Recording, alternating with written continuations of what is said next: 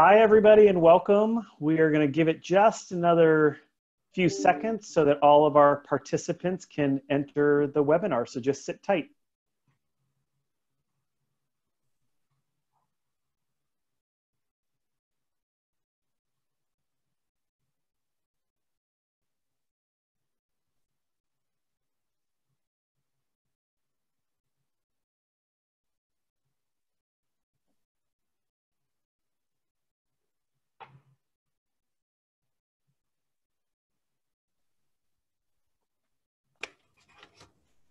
Okay, welcome. My name is Heath Einstein, and I have the great pleasure of serving TCU as Dean of Admission. And we are so excited to welcome you to our Frog Family session. Typically, when we do events on campus, we start all of our programs with a land acknowledgement. And even though I am not physically on our campus at the moment, although I was earlier today, I think it's still very much appropriate to do that.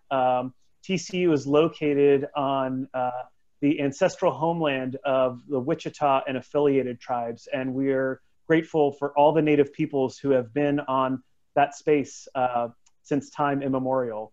And if the next time you're on campus you have an opportunity, I would strongly encourage you to check out the monument between Jarvis Hall and Reed Hall as a testament to that. Just a few housekeeping reminders or tips as we get through here. First of all, I just want to say, I want to show you all, I've got my mask. So I'm well prepared for this session. Everyone is practicing social distancing on campus. And so but we are excited to get close to normal. Thanks, Craig. I noticed your mask as well. We've been doing these parent sessions over the last month, and we're at a point now in our calendar as we approach June 1, which is the deposit deadline for the incoming class now, where the questions that we've gotten have more to do with sort of nuts and bolts about what's going to happen next. What are the next steps? And so while we weren't able to conduct all of our experienced TCU programs this spring for admitted students, we wanted to do something that sort of encapsulated what that experience would be like for families. And so that's why we've gathered this group here together this evening. We're going to be together for the next hour. There is an opportunity for each of our panelists to speak a little bit about their areas, and then we're going to open it up for Q&A. And so what I would encourage you all to do is to use that Q&A feature at the bottom of your screen. This is a Zoom webinar, not a chat. And what that means is you can see us, but we're not going to be able to see you. But we will respond to questions throughout. And so please go ahead and ask. We have currently 456 participants, which means we are not going to be able to get to everybody's questions, but we will do as best a job as we can. We've all gotten very familiar with Zoom over the last 9 or 10 weeks. And what that means is we're coming to you from my house, which means there may be kids screaming in the background, but that's normal in the COVID-19 era. But please do ask questions. We want to make this interactive. We're dressed down a little bit because this is what we do. Okay, we're going to start with a little poll, and we want just so we can get a sense of who is in our Zoom audience with us, because first-year students and parents of first-year students and transfer students were invited to attend. So we want to understand who you all are and where you're coming from. So if you take a moment to respond to these questions, and then we'll share the results with you. So I'll give you about 20 seconds to do that if we need that much time. And it's very interesting. I'm going to share these results in a second. You're going to see quite a bit of geographic distribution. And most of the folks in here have already submitted their enrollment deposits to indicate that they're planning to join TCU this fall, which is really exciting. And there's some folks who are still making their final decisions. If you're a first-year student, again, you have until June 1st, which is coming up in just a few days. So I'm going to end the poll and share the results. And you can see a really nice mixture of people who are in attendance. All right.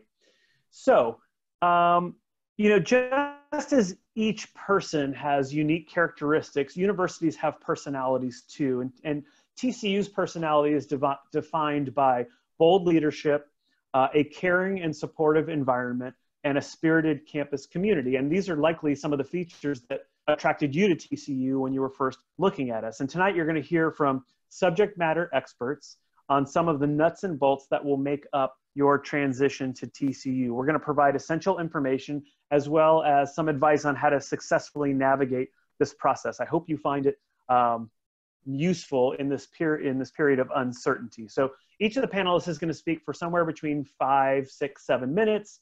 And then, as I said, we're going to get to your questions. So we're going to hear from 5 people: Tara McWhorter, who's director of the first year experience; Craig Allen, who's director of Housing and Residence Life; Stephen Dominy, who's interim director of Fraternity and Sorority Life; Dr. Nora Mormon, who's associate vice provost for student success; and Dr. Kay Higgins, who is associate dean of student development and director of parent and family services.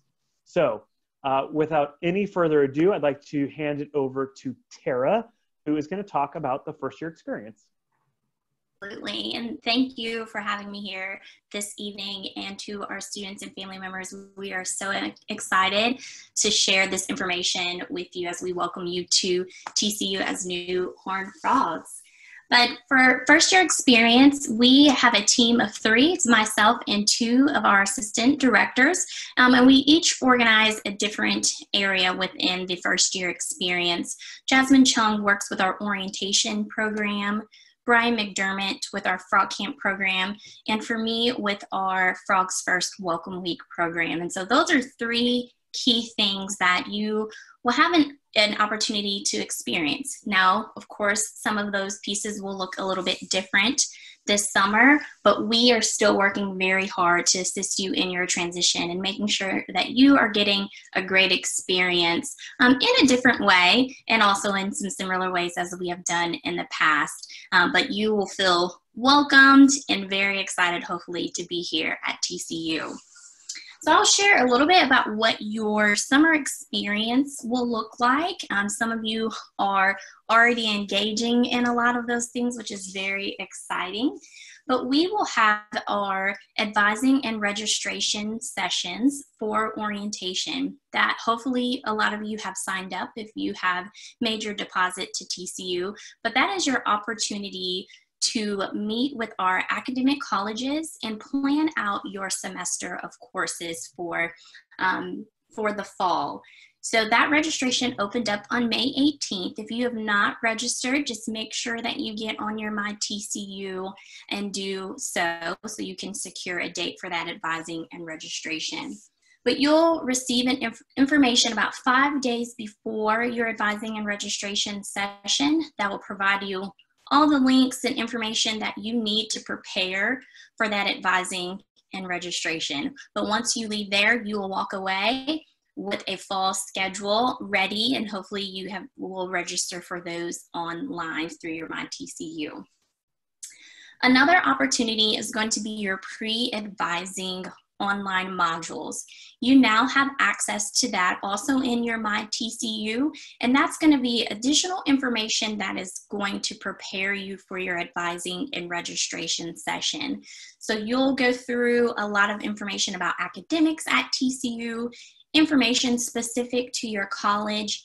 Even if you're double majoring, you'll be able to go back and look at that additional college's information, learning about what this registration may look like, what do all these terms mean, and hearing about UNLF, our introductory course to the university.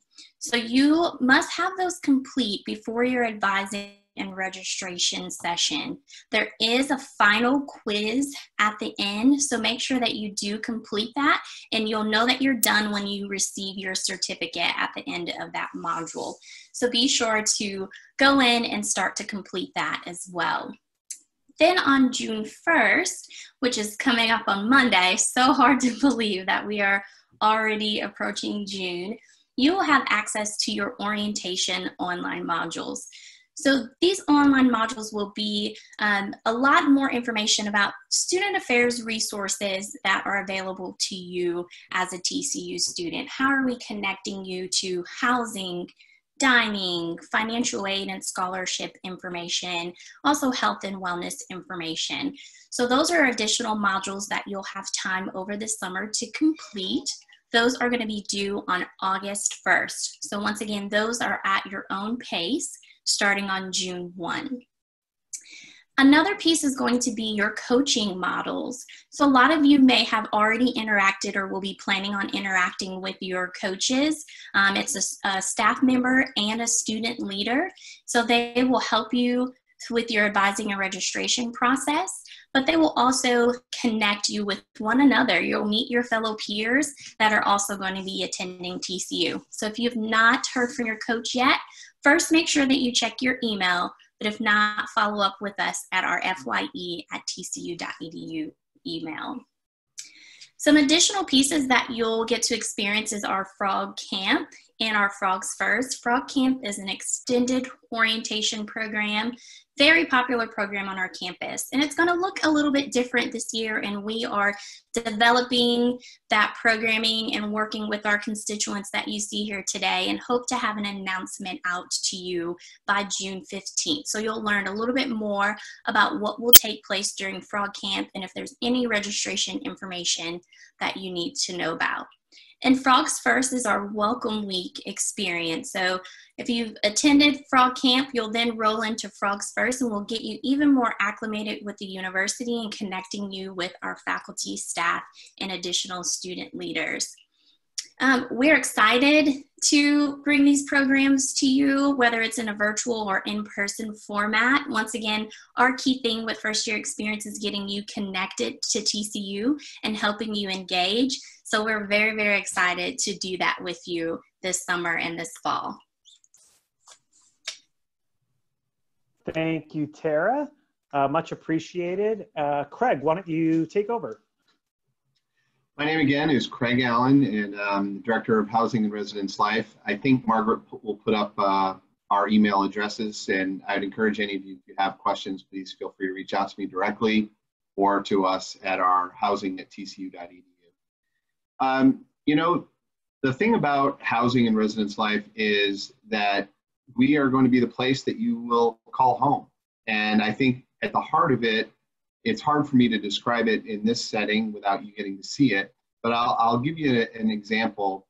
A student who moved out, a first-year student who moved out that I got to know a little bit, when she was moving out, did a video blog. Apparently that's called vlogging. I'm not really familiar with it, but she did this video thing, and I was watching her video, and at the end of the day, it was a bed and dressers, but it was really fascinating to listen to her talk about the memories, the experiences, the people she met.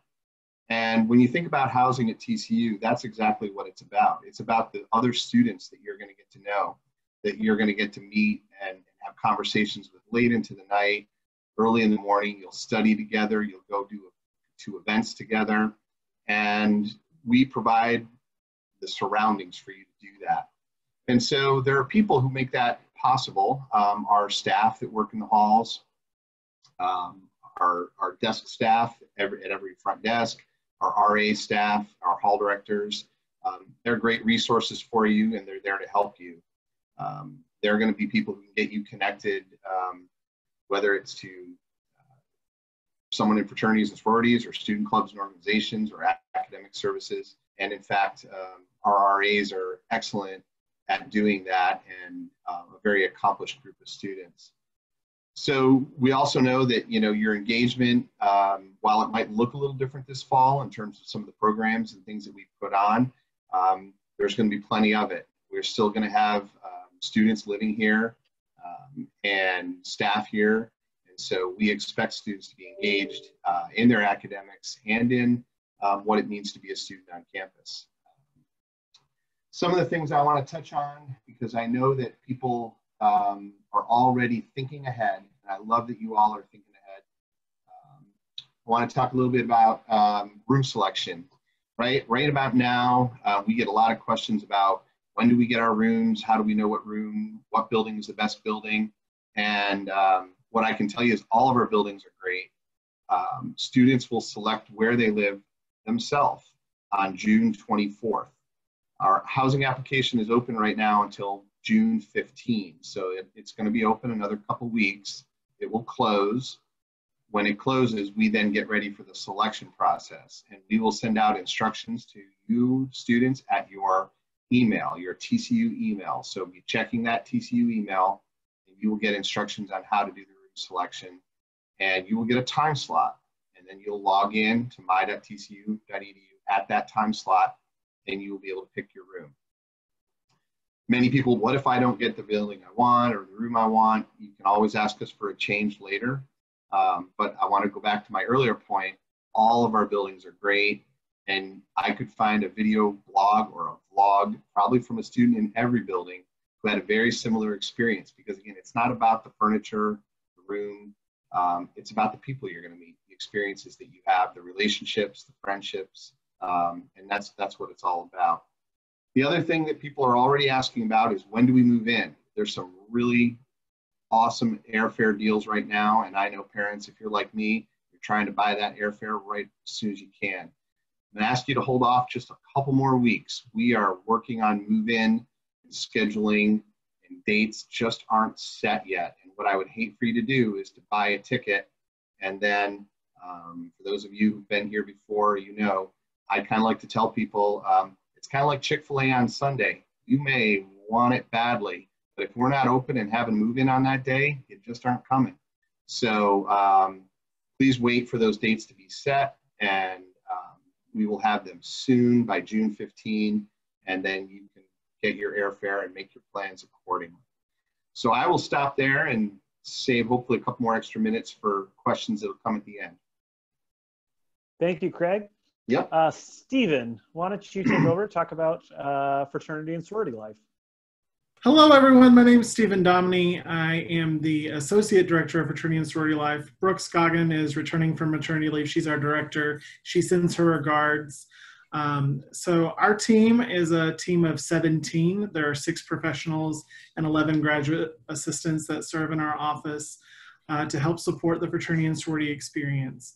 Roughly 49.4% of the campus population is affiliated with a fraternity or sorority. What does that breakdown look like? So 55.8% of female identified students are affiliated with a fraternity within the fraternity and sorority community, and then 40.9% of male identified students are affiliated with our community. When you ask me about the breakdown, you're also like, so Stephen, what does that mean for those that are in-state or out-of-state? Well, actually, 59.1% of out-of-state students are affiliated with a fraternity or sorority, and 40.3% of residents of Texas that are TCU students are affiliated with a fraternity and sorority at TCU. That's just the data set. So there are 43 chapters at TCU that are hosted, have a hosted charter here. Of that, there's 5 councils. They will participate either in a membership recruitment or intake process. Membership recruitment typically happens in the fall and spring semester, which I'll get to in just a second.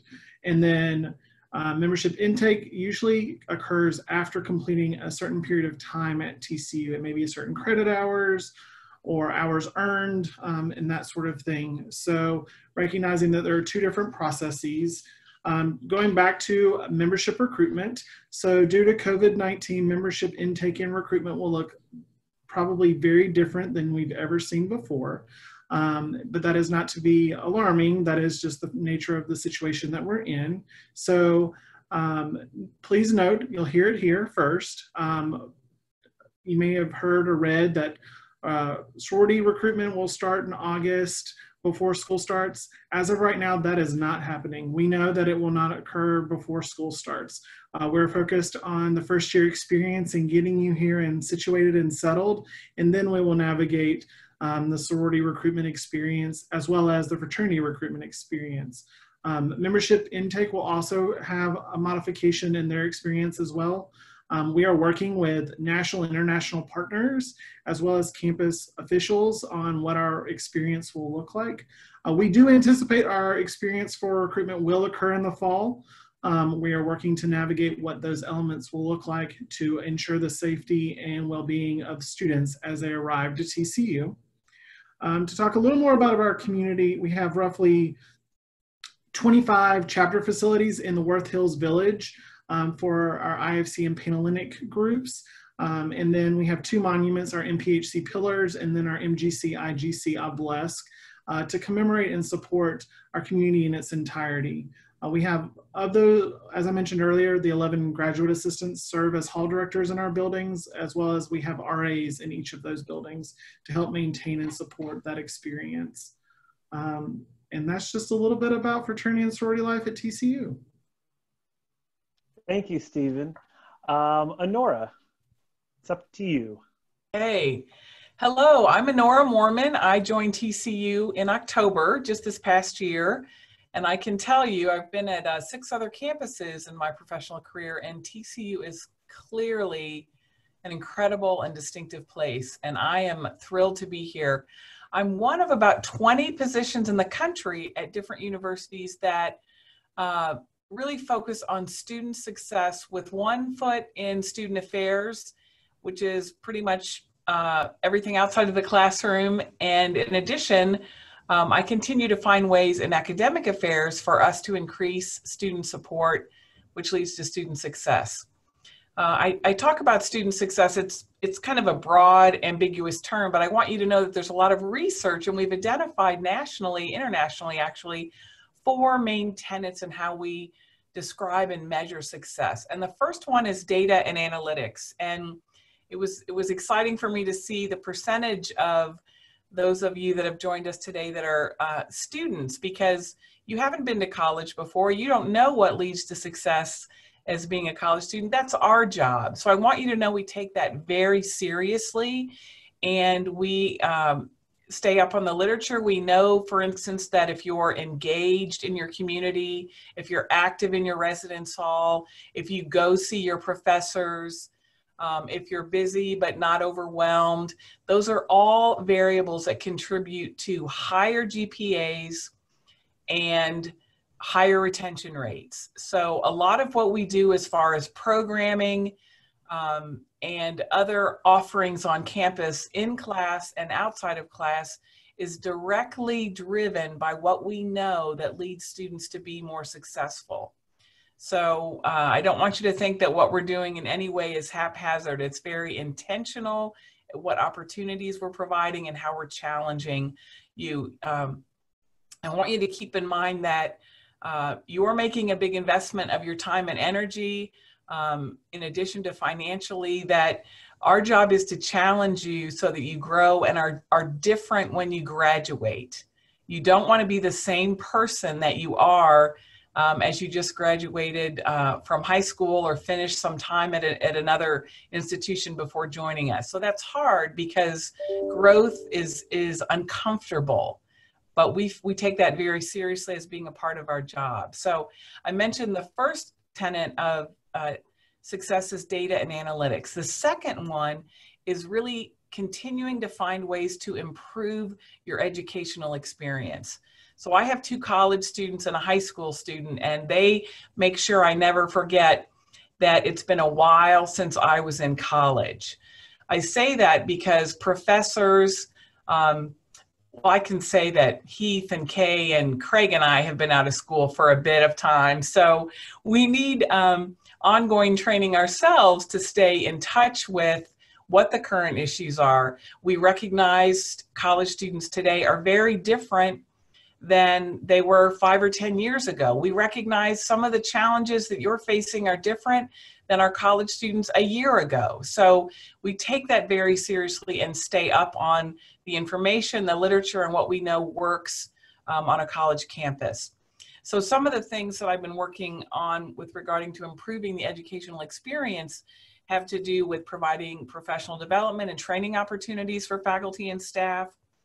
I've worked with our folks in institutional research to look at classes that are in high demand to make sure that we're offering enough sections of those, that we minimize obstacles for students progressing in their academics, a variety of things like that. You might not have noticed, but many college campuses this semester changed their grading policy and were a bit more liberal with their pass and no credit policy in response to COVID. So that's another example of something that I was working on. We take students' needs very seriously and do everything we can to be accommodating to students. The third tenet is really integrating academic support, because you're not going to succeed as well as you can in the classroom if things aren't in order and if you don't feel like you have enough support outside of the classroom. So we're really excited that actually on Monday, our office that provides accommodations, student disability services, is launching a new electronic record keeping system so that students that have had accommodations or need accommodations, the process in order to get those is going to be easier and more streamlined. So that's one example. Paying attention to what students need with regard to tutoring and testing accommodations, that's all under kind of integrating that academic support. Also success coaching. So I just got off the phone an hour ago with my group that Tara mentioned about the success coaching groups, and it was great. I talked to about 10 students. We're going to follow up with a few that couldn't make it, but they were psychology and business majors from Texas and the West Coast. It was very energizing to hear and be able to hear from those students and to talk about our welcoming them in a few, not a few months, but less than that now. So anyway, the coaching models is a part of integrating academic support to do what we can. And the last one is there's been a big shift in supporting students' well-being over the last 5 to 10 years, because at the rapid pace of changing technology and everything in the world, we really feel like our job in the long run is to educate you, but also to provide you with the skills that you're going to need far beyond TCU, to think critically, to work well in groups, to develop leadership skills. And one of my favorite quotes is that our job is to prepare you for jobs that are yet to be created with software that is yet to be developed. So in addition to providing you with lifelong skills, we want you to be as prepared as you can be to contribute as global citizens wherever your path beyond TCU takes you. So anyway, in a nutshell, that's student success, and that's what I'm focusing on. And I will turn it over. Is it Kay that's next, Heath? Yes, ma'am. Go for it, Kay.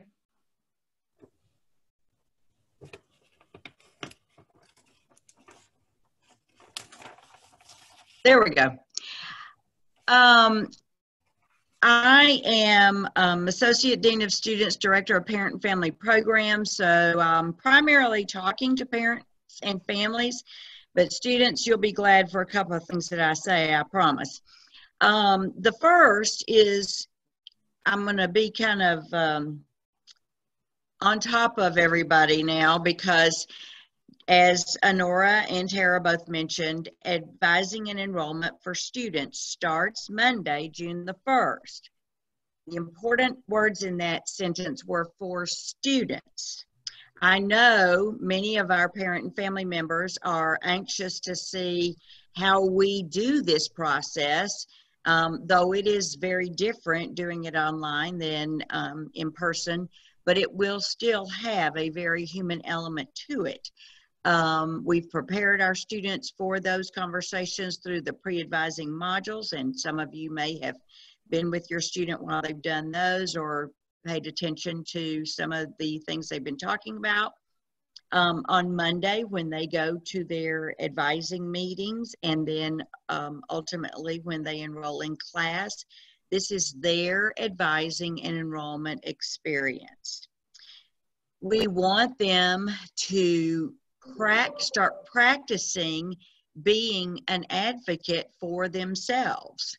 And the way they do that is to be in those meetings with their advisors, asking their own questions. So you could have that conversation before the beginning of June and talk about, what if you don't feel comfortable with something they're saying? How would you address that?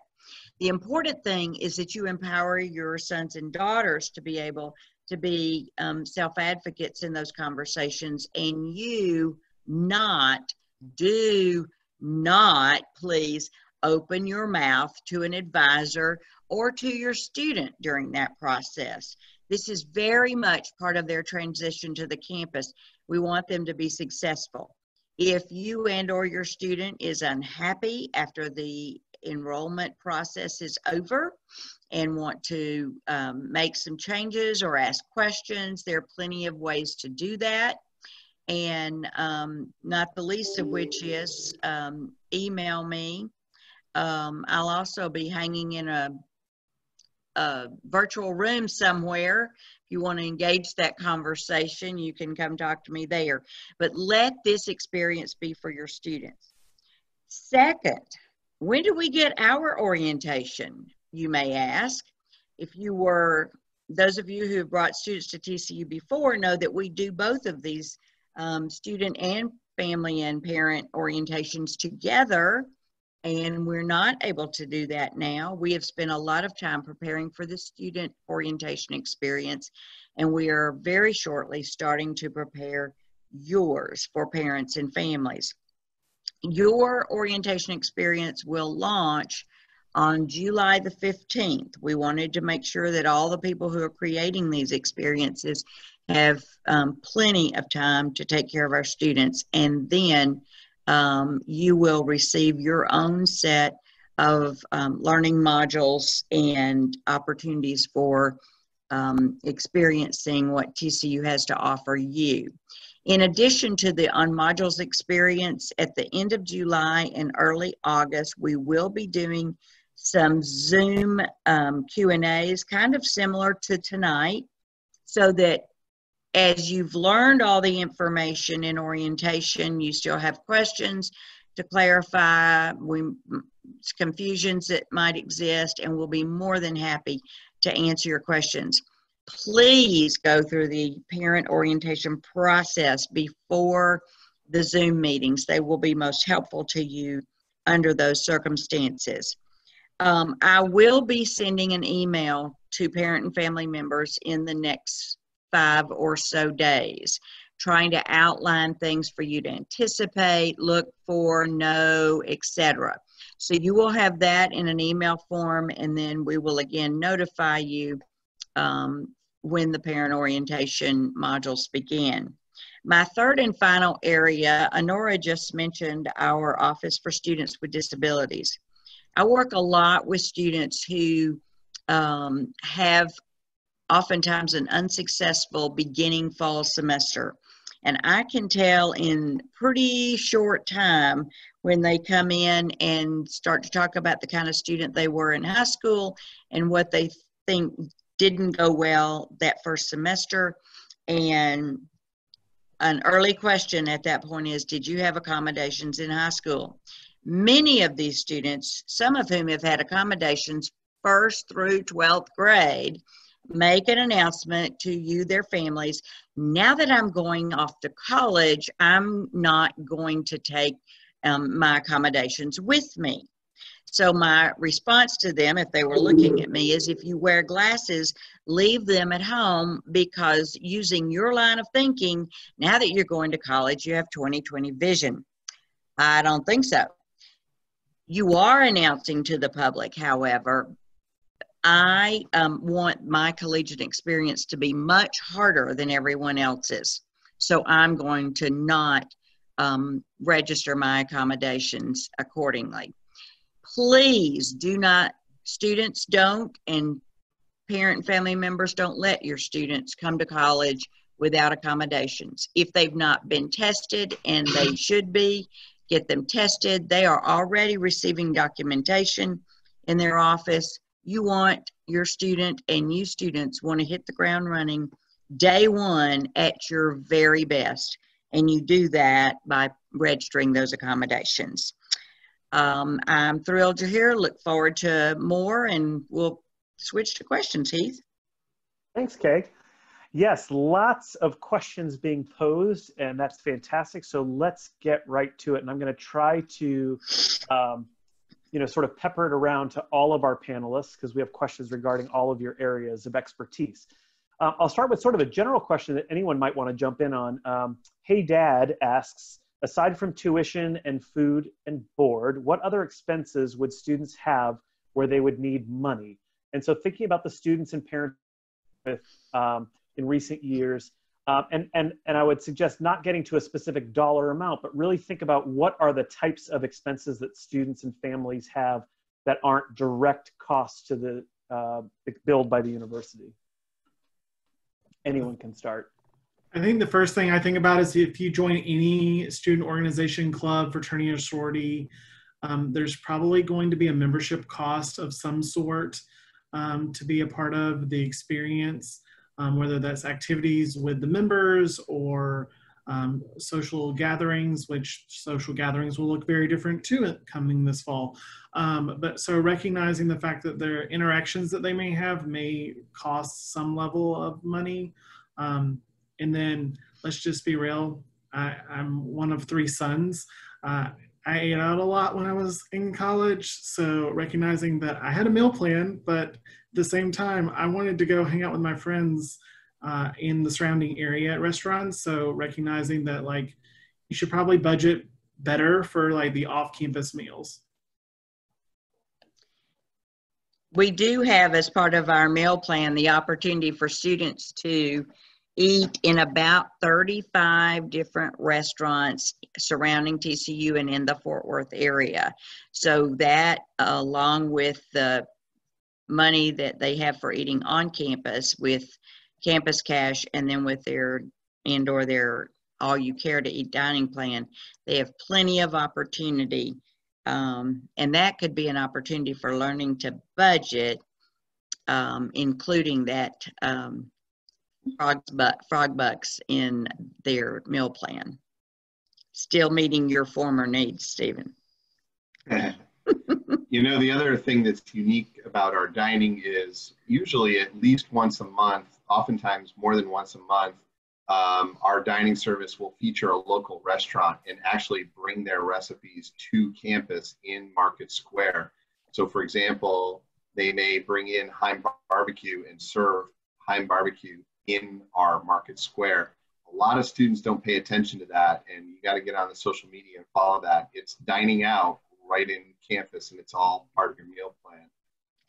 Don't want to miss that. I would say, you know, another expense that sometimes you're going to have travel, entertainment, you know, students, if they want to travel home, or if they're going to go visit friends at you know, well, they wouldn't go to Baylor, hopefully, but maybe they had to go to Austin for some reason. They might go make a trip there to see a friend. But things like that, I would like to encourage parents to please consider, for a very low cost, having insurance for your student's property while it's here on campus. Check your homeowner's policy. If not, for my son, it was about $60 for a year, and that covered all his laptop, it covered all of his stuff. And I would encourage you to please make sure that's part of your college expense budget, or check your homeowner's policy. One thing I would say to add to that is a conversation with your student about financial expectation. They will spend what they have. And so I need money probably oftentimes can be I want money. And this conversation can start now and practice can start now. There are many, many students who make all their spending money by working on campus. And that is an opportunity as well. Some have worked all summer and don't plan to work on campus, but don't assume that college means that your pockets are empty and theirs are full. Thank you, Kay. Okay, the next question comes from Harman Chabra. And I know Harman, and he is from India. And by my calculation, it's about 4 in the morning in India. So Harman, thank you for joining us. He asks, what advantages or disadvantages does a person have in a fraternity or sorority As an international student with very little knowledge of Greek life, I want to know if there are any perks associated with being part of a Greek-led organization. Obviously, the question really goes for anybody, not just our international students. What are the advantages or disadvantages? So one, I think recognizing that roughly half the campus population is affiliated with a fraternity or sorority, and it is a great way to get involved, from leadership opportunities to having a network of friends, a home away from home, the ability to have study partners academically. Fraternity and sorority members have a higher GPA than those that are not affiliated. Our average GPA for the fall, still pending spring grades, 3.411 was for fall, comparative to the 3.28 that I had for the undergraduate GPA. And so recognizing that fraternities and sororities do commit themselves to academic performance. Also, it's an intergenerational experience, recognizing that it is a lifetime commitment, not just a 4-year experience. And so knowing that internships, co-ops, shadowing, practicum experiences, as well as job placement, all can be impacted by the relationships formed in a fraternity or sorority. And so thinking about the things from a longevity perspective, fraternities and sororities help connect you to prepare you for a career, postgraduate experience. Maybe you're going to medical school, or you're looking at divinity school, or just various graduate programs, and recognizing that they are there to help you along the way. Thank you for answering that. I got to meet Harman when I was in India in January, so I'm really excited to welcome him to campus in just a short period of time. Okay, Craig, a couple questions for you regarding housing. One is, how are we going to adjust housing this fall, if at all, to account for coronavirus? And then second part of the question is, what is the quarantine plan that we have? What's our protocol if a student does test positive for COVID-19? Very good questions. What I would say is going to be a common theme on things related to COVID-19 is that we are looking at anything and everything related to it and how it will impact what we do. And some of the plans that we make will probably change, well, not long after this webinar is over, and then change again before you get here in the fall. But what you should know is that obviously we want and plan to be open all fall and have students living in our buildings all fall. So in order to do that, we're going to have to make sure that things like social distancing are encouraged. We're going to need students to role model that, and we'll be training our student staff on how to help encourage that and enforce it when it becomes part of policy. We'll look at everything from lounge spaces to entry and visitation policies and how they might need to be adjusted. We'll be looking at furniture in lounges, facilities, procedures for if a student is sick and how they get meals, how they do their laundry if they are asked to stay in a room. We'll be working with our partners in Health Center and Campus Life to do contact tracing and follow up with students who might be diagnosed as sick. Those policies and procedures are still being developed, but we're following guidance from the Tarrant County Health Department, from the CDC. We're also using best practices that we gather from our professional associations in housing and student health, college student health, and emergency preparedness. So we have a lot of people working on it, really people who know what they're doing, smart people who've been working in colleges and universities for a long time. And I expect that, like I said, things might change a little bit, but all the things you're hearing about that are being put into practices at businesses and are things that we will be considering and asking students to follow so that we can stay open, because the goal is for us to all be here all fall, learning from each other, living with each other, studying with each other. And that will happen if everybody takes it seriously and follows the guidelines that we establish.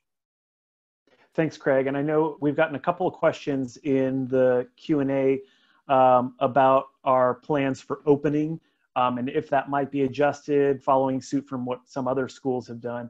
And all I will say is to echo what Craig has said is we're still thinking through lots of different opportunities, all of which will be in the best interest of our students. And we would just ask for some grace and flexibility on behalf of the families. And rest assured, we will let you know in plenty of advance notice for you to make plans accordingly. Honora, along those same lines, there are a couple questions that have been asked about what our instructional plans are during the fall semester. So do you want to address what our current line of thinking is?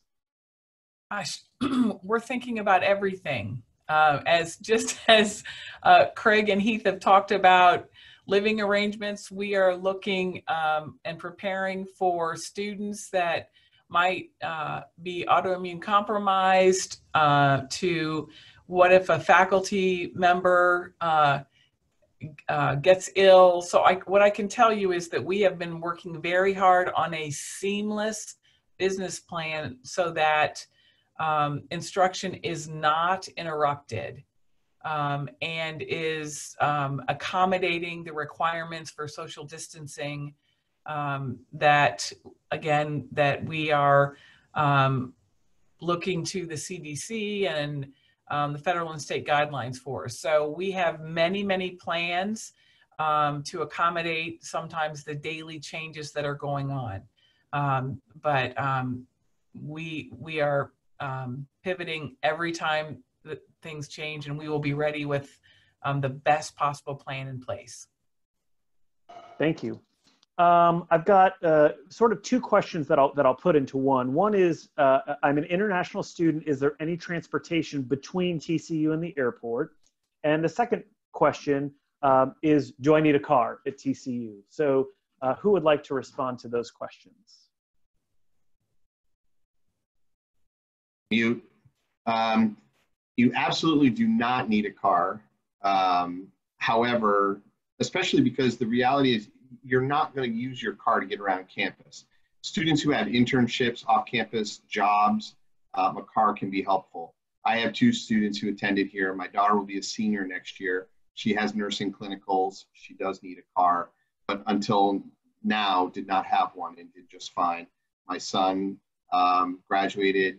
He did not have a car on campus until senior year and did just fine. There are enough students that will have one that you can get around and find a ride and use rideshare. Getting to and from the airport, there are often people who take each other to and from the airport. The train runs from Fort Worth directly to DFW. It's a pretty easy trip, and so that's an option. Student government does buses to the airport at major breaks. They've done that at least in the past. They may continue that. They may not, but a car is certainly not necessary for getting around campus. It's only when you leave campus. Thanks, Craig. The next question I would pose either to Tara or Nora. And Susan asks, when would placement tests be available? So typically for like math, language, and English, something that might occur during orientation. What are the plans this time around? Tara, I don't know if you have anything to contribute. Again, I'm new here as of October, but I know that the ACT and SAT math score is used to place students in a certain number of math classes. Not all of our majors have a language requirement. So we don't have formalized language placement sessions in the advising registration process. Tara, anything to add there? Or did that pretty much cover it? Yes, that pretty much covers it there. So on our Center for Academic Services, there should be some information about an online placement exam. It's through CAPE. And so you can take that, and we recommend taking that prior to your session. And so it's done in an online format, and so needing to have that before your advising and registration session. But as Honora said, that will not take place during your advising and registration session.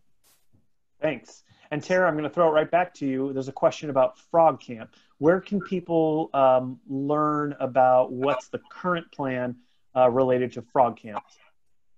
Yes, we will have frequent updates on our website, which you can go to at sds.tcu.edu. As of right now, we are still working on our plans and what that could look like. We're collaborating with our constituents, definitely working with housing to think about what that plan will look like. And we will have an update by June 15th. And so we'll provide some additional information. Students that are going through an advising and registration session, we'll do a follow-up email.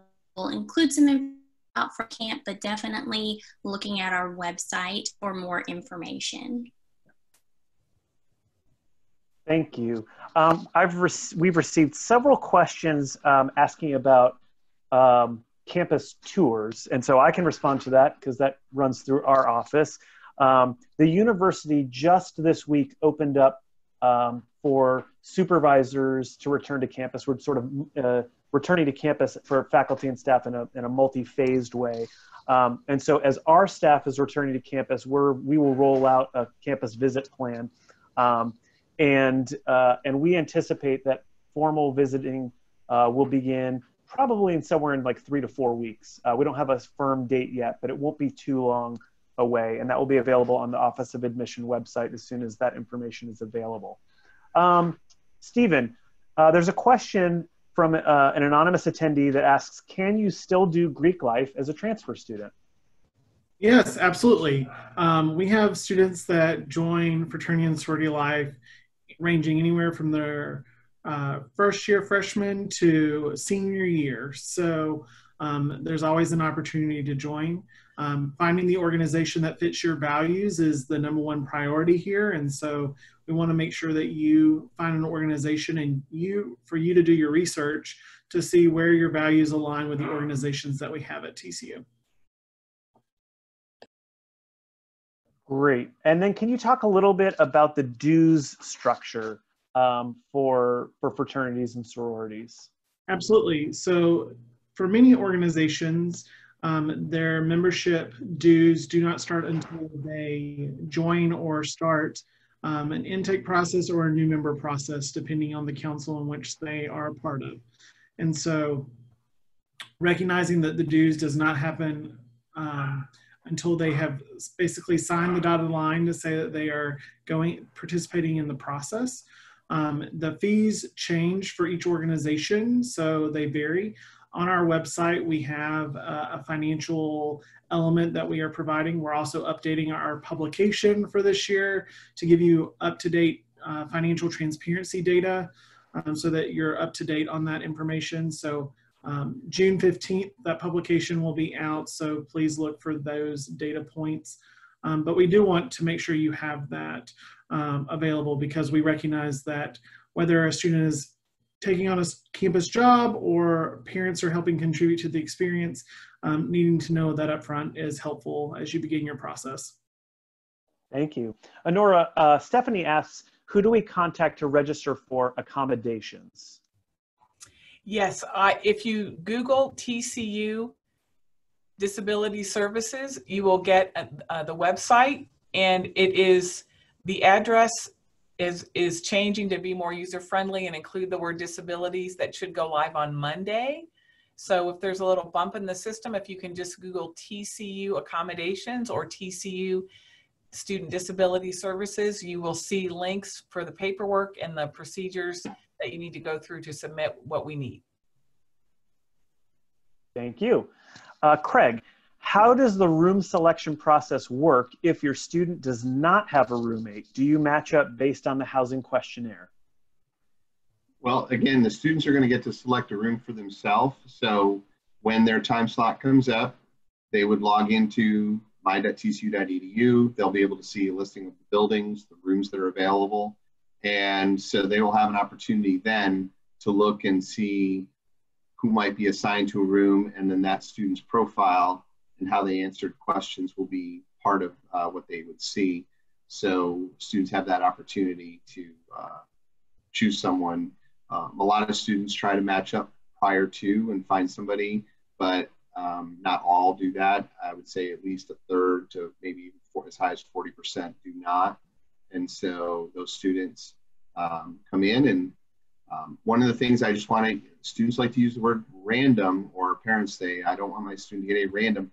Please know there's nothing random about who lives in our buildings. They're horned frogs. They're students just like you, and they're people who want to be here at class and get to know you just like you want to get to know them. So there's no random people. We don't go grab people off the street and put them in housing with you. They're all TCU students, frogs just like you. Craig, and we know just based on experience that sometimes that selection where you don't know somebody coming in can be just as successful, if not more successful. Oh, absolutely. But for students who do want to find someone in advance, do you offer any tips on how they go about that process? I think the biggest thing that we find for roommate selection is there's two things I would say. One is you need to communicate what you really want in that roommate experience and be willing to talk to each other. You know, my daughter has some of her very best friends from high school went to school at TCU. She did not want to live with them. She recognized that they might not be good as roommates, even though they are very good friends, because they just live a little differently. Their personalities, some of their habits are just a little bit different. And so you need to be aware of that and really think, is this person going to be a good match for me as a roommate? And if so, what are the things that are important to me in a roommate relationship? And then that goes to the other thing that's important, and that is having realistic expectations.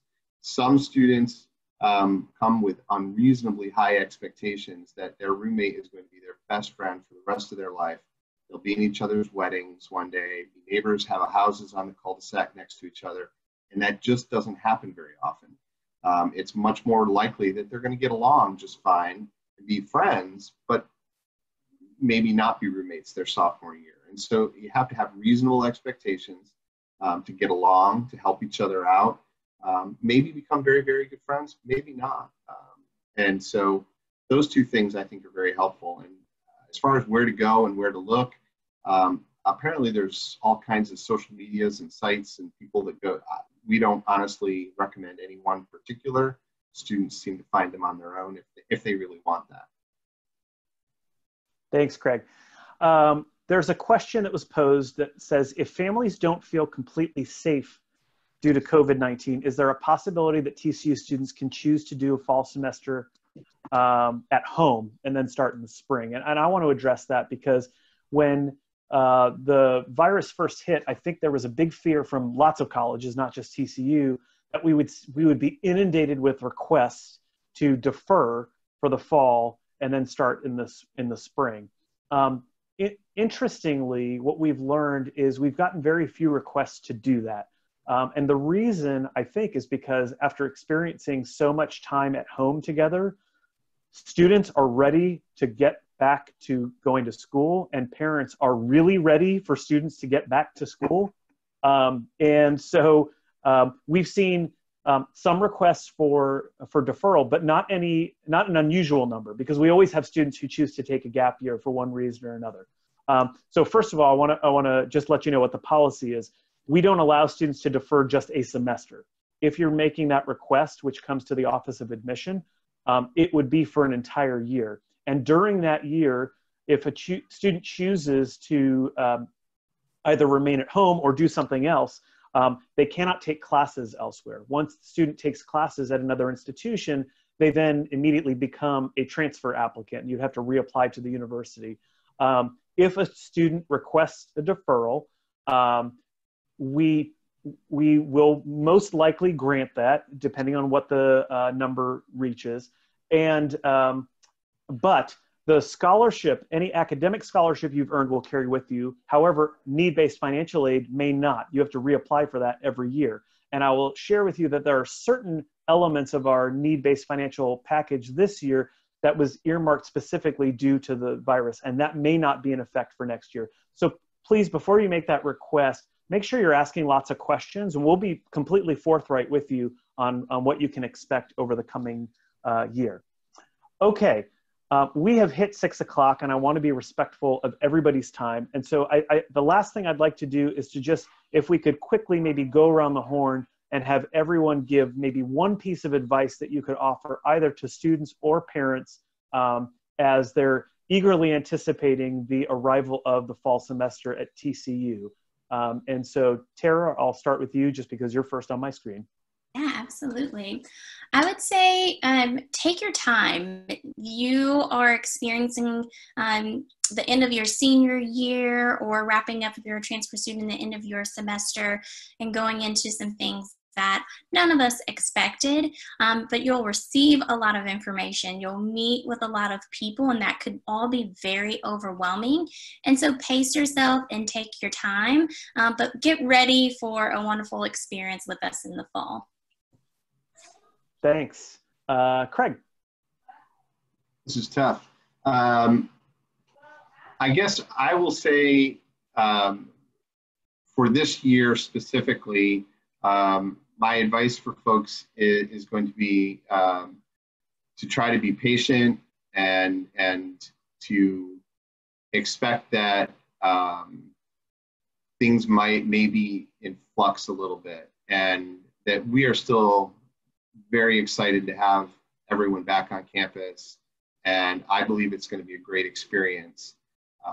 But I do think things might look a little different, and I'm just going to ask everybody to be kind to each other, give each other the benefit of the doubt, and show some grace.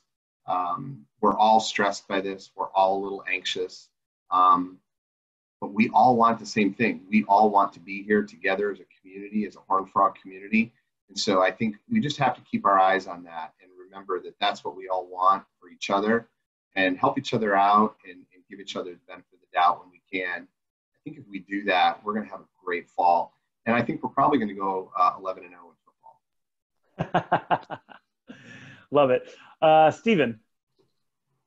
Biggest thing is we're here for you. We're here to make your experience the best that it can be, and recognizing that there may be some bumps in the road, some hurdles here and there, but we're here to join alongside you, arm in arm, kind of move together to make sure that the experience is positive. The best experience is one that is collaborative and one that elevates the student experience. And so know that we are here to help, whether it's in the classroom or outside the classroom. We're really here to help you and your student navigate the experience together. Thanks. Honora. I would just say to find that balance of challenge and support for yourself, that when we get overstressed or overwhelmed, it's important to fall back on the familiar and what we do to relieve stress, like exercise or connecting with family members, or, you know, curling up and watching Netflix. So recognize when things feel too much and fall back on the familiar. At the same time, lean in and challenge yourself, because again, remember, you want to be different, you want to grow, you want to be challenged in your time at TCU. And if you really lean in and take advantage and utilize what we have for you, there's no way you won't be a different person when you graduate. Thanks. Okay. I think the word I want to remind students and your parents and family members about is resilience. We've been concerned for the last 10 or 15 years about the decline in resilience in this generation. And after what we've been through and what we will be going to in our new normal, many students who thought, I just couldn't do so-and-so, I just can't do this, whatever that is, all of a sudden they found out, yes, I can. So you need to take that resilience that you've already developed, move to campus, feel confident about it, and know you can do anything. You don't have to call in the forces. You can do it. You just did. Thank you so much. I just want to echo what my colleagues have shared with you. We are excited. We cannot wait to welcome you to campus. And even if this fall semester is a little bit different from what you expected, understand, of course, that you're coming here for more than just one semester, and you're going to have an incredible experience at TCU. We have listed in the chat our contact information. I think I can speak for all of my colleagues that we would welcome your comments or questions. We weren't able to get to everything. You can also email our general inbox, which is frogmail@tcu.edu, and we'll happily answer any other questions that you have. You can go to the Office of Admission website and look at virtual programming to see additional programming that we have to offer here in the coming days and weeks. But other than that, we wish you lots of health and safety. Have a great evening, and go Frogs.